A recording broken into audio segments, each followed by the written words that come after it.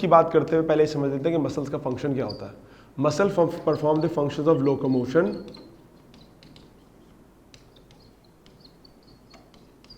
Contraction और movement. एक ही बात है, कॉन्ट्रैक्शन के जरिए आप मूव कर रहे हो किसी एक जगह से दूसरी जगह और हाथ की मूवमेंट करवा रहे हो, तो ये सारी चीजें कॉन्ट्रैक्शन से हो रही हैं, and that what muscles do. Now we have 3 types of muscles. हमारे पास मसल्स की 3 टाइप्स आ जाती है। पहली टाइप आ जाती है, इसको हम कहते हैं striated muscles. Striated muscle also known as skeletal muscles. Skeletal muscle skeletal system में मौजूद होते हैं। दूसरा आपके पास आ जाता है कार्डियक मसल्स। कार्डियक से पता चल रहा है कि हार्ट के मसल्स होंगे। और तीसरा हमारे पास है स्मूथ मसल्स। स्मूथ मसल अब देखो हमारे पास यहाँ पर जो इनका स्ट्रक्चर है वो बड़ा अहम है, उसको पहले समझ लेते हैं।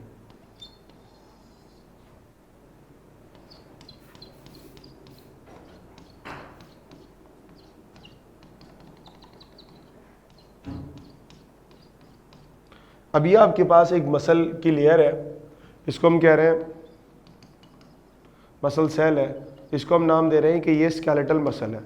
अब देखो चूंकि इसमें धारियां हैं ना, लाइनें हैं बहुत सारी, इस वजह से भी call it as a striated muscle. Striation का मतलब होता है लाइनें लाइनें, तो इसमें लाइनें लाइनें तो स्ट्राइटेड मसल भी कहते हैं। और चूंकि हमारे बॉडी में जिस जगह पे हड्डियां हैं ना, उनके साथ जो जो मसल अटैच है, चाहे ये वाला मसल हो, ये वाला मसल हो, ये वाला मसल हो, ये वाला मसल हो, गर्दन के मसल हो, चेस्ट के मसल हो, कमर के मसल हो, कहीं के भी मसल हो, पाँव के हो, इन सब को हम स्केलेटल मसल कहते हैं, because they are attached to the bones of the body.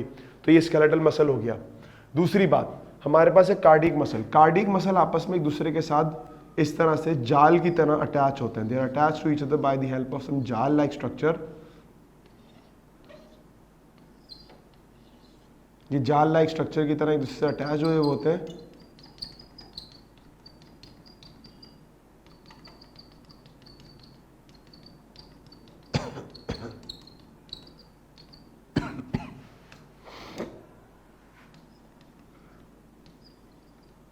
ये जो मैं गोल गोल बना रहा हूँ, इनके न्यूक्लियस होते हैं।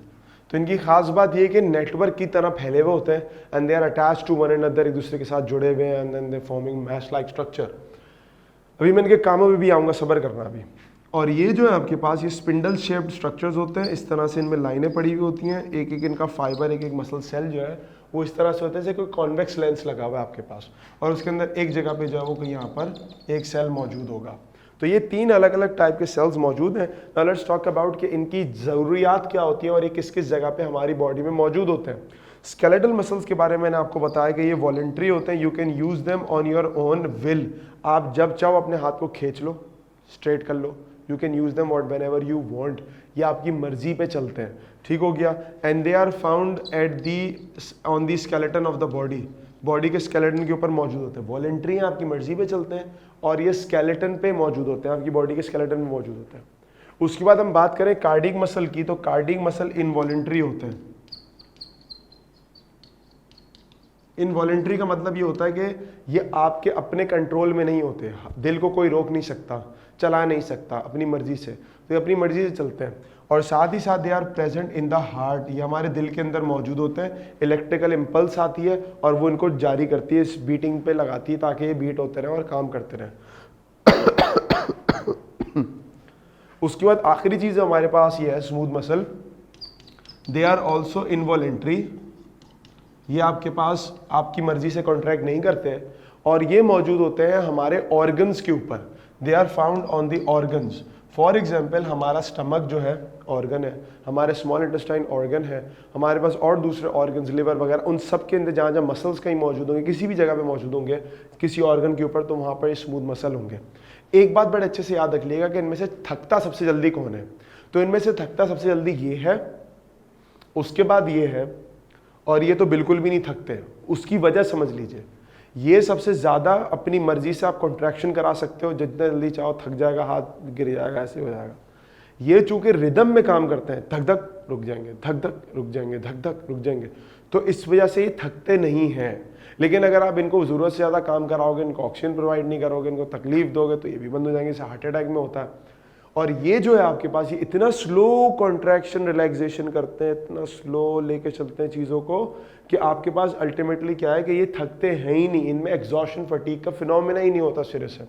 तो ये 3 बातें याद रखनिएगा कि सबसे पहले ये थकेगा, फिर ये थकेगा और सबसे आखिर में ये थकते हैं। यानी इनमें एग्जॉशन और फटीग वाला जो फिनोमेना है स्मूथ मसल में ना होने के बराबर है, क्योंकि वो इतनी स्लो कॉन्ट्रैक्शन करते हैं, यूं मसल्स को मूव कराते हैं कि आपको पता भी नहीं चलता।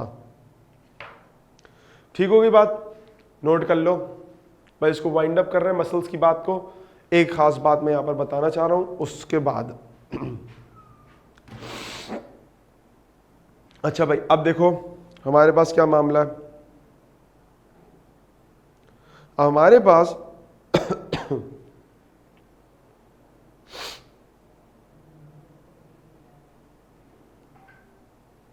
हमारे पास क्या चीज होती है कि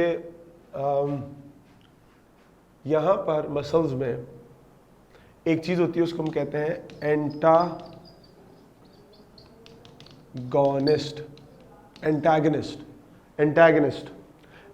किसे कहते हैं? एंटागनिस्ट कहते हैं ऑपोजिट को, हीरो विलन, ठीक है। विलनी और हीरोइन पता नहीं क्या कहते हैं, बहरहाल एक दूसरे के ऑपोजिट जो होता है उसको हम एंटागनिस्ट कहते हैं। For example we have this hand, ये हमारा हाथ है। एक बात याद रखिएगा कि मसल हमेशा कॉन्ट्रैक्ट करता है, it never pushes, it's always pulls. Muscle हमेशा पुल करता है। मिसाल के तौर पे अगर मैं अपना हाथ अपनी तरफ खींचते जा रहा हूं तो मेरा मसल क्या कर रहा है? कॉन्ट्रैक्ट कर रहा है, छोटा हो रहा है, कॉन्ट्रैक्शन रिलैक्सेशन। तो कॉन्ट्रैक्शन रिलैक्सेशन समझना जरूरी है। नाउ वी हैव 2 वर्डिंग्स और 2 terms when we use this particular word. एक होता है फ्लेक्शन और एक होता है एक्सटेंशन। ये वर्ड जरा अच्छे से समझ लेना। फ्लेक्शन क्या होता है? 2 bones meet, muscle contract। 2 bone करीब आएंगी तो मसल कॉन्ट्रैक्ट करेगा। 2 bones go away, muscle contract. ये जुमला पूरी जिंदगी के लिए याद रख लें, क्योंकि बच्चे इसमें कंफ्यूज हो जाते हैं। अब पहला जुमला क्या है? जब 2 हड्डियां एक दूसरे के करीब आएंगी तो जो मसल कॉन्ट्रैक्ट करेगा उसको हम कहते हैं फ्लेक्स, उस अमल को कहते हैं फ्लेक्शन और उस मसल को कहते हैं फ्लेक्सर मसल। और जब 2 हड्डियां एक दूसरे से दूर जाएंगी तो जो मसल कॉन्ट्रैक्ट करेगा, इस फिनोमेना को कहेंगे एक्सटेंशन और इस मसल को कहेंगे एक्सटेंसर मसल। क्लियर है मेरी बात यहां तक सबको? मेरी बात क्लियर है? Now look at your arm, look at your arm. हमने हाथ सीधा कर लिया अपना। एक हड्डी ये रही रेडियस अल्ना वाली और एक हड्डी ये रही ह्यूमरस वाली, ठीक है। बस ये आखिरी बात कर रहा हूं मैं। ये 2 हड्डियां अगर एक दूसरे के करीब आती हैं, ये 2 हड्डियां, ये वाली हड्डी और ये वाली हड्डी एक दूसरे के करीब आती हैं, तो जो मसल कॉन्ट्रैक्ट करेगा वो ऊपर वाला है, वो कहलाएगा बाइसेप का muscle. Bicep is the flexor, condition कहलाएगी फ्लेक्शन। ठीक हो गया? तो हम यहां पर लिख रहे हैं, क्या लिख रहे हैं? हम यहां लिख रहे हैं बाइसेप। बाइसेप का मसल क्या? 2 हड्डियां करीब आई, जो मसल कॉन्ट्रैक्ट करेगा ऊपर वाला क्या कहलाएगा? फ्लेक्शन। और मसल का नाम क्या? बाइसेप का मसल। 2 हड्डियां अब दूर जा रही हैं, दूर जा रही है, दूर जा रही, दूर जा रही, दूर जा रही, अभी दूर चली गई। अब जो मसल नीचे कॉन्ट्रैक्ट कर रहा है इसको कहते हैं, 2 हड्डियों के दूर जाने से मसल कॉन्ट्रैक्ट कर रही है तो रिलैक्स हो गया। ये जो मसल कॉन्ट्रैक्ट कर रहा है इसको कहते हैं एक्सटेंसर। फिनोमेना कहता है एक्सटेंशन। मसल का नाम क्या है? ट्राइसेप का मसल।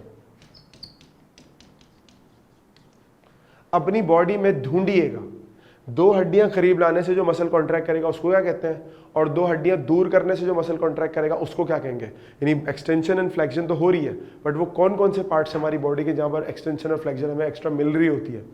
एक्सटेंशन फ्लेक्शन की वजह से हम किसी चीज को या तो करीब खींचते हैं या उसको दूर करते हैं। जब मैं किसी चीज को दूर कर रहा हूं तो मेरे पास क्या है? मेरा ट्राइसेप का मसल इस्तेमाल हो रहा है।